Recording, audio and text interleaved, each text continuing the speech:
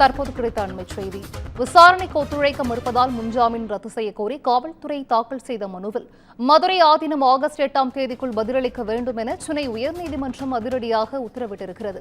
கூடுதல் விவரங்களை செய்தியாளர் சக்திவேல் வழங்கிட கேட்கலாம். சக்திவேல், வணக்கம். இது குறித்தான முழு விவரங்கள். நிச்சயமாக வணக்கம் செந்து.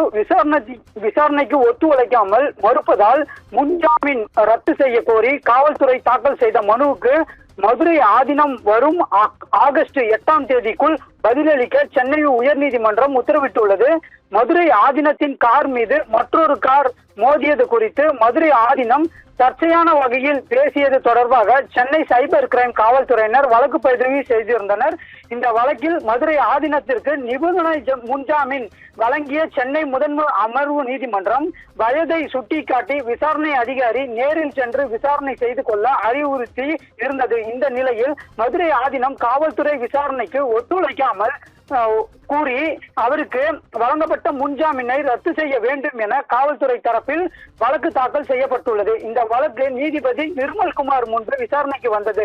அப்போது காவல்துறை தரப்பில் மதுரை ஆதீனத்தை அவர் தங்கி இருக்கும் இடத்திற்கே சென்று காவல்துறையினர் விசாரணை மேற்கொண்டதாகவும், அப்போது மதுரை ஆதீனம் உடல்நலம் நிலை உள்ளிட்ட காரணங்கள் கூறி காவல்துறை விசாரணைக்கு ஒத்துழைக்காமல் இருந்ததாகவும், ஆனால் அவர் 7 மணி நேரத்திற்கும் மேலாக மற்றொரு நிகழ்ச்சியில் கலந்து கொண்டதாகவும் தெரிவிக்கப்பட்டு அது தொடர்பான புகைப்பட ஆதாரங்களையும் நீதிமன்றத்தில் காவல்துறை சார்பாக தாக்கல் செய்யப்பட்டது.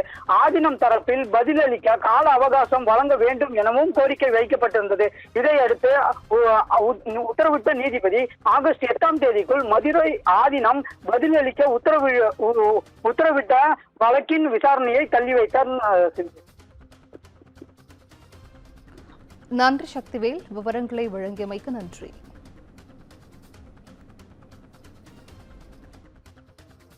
பெற்றோர்கள் தான் பெண்களை பாதுகாப்பு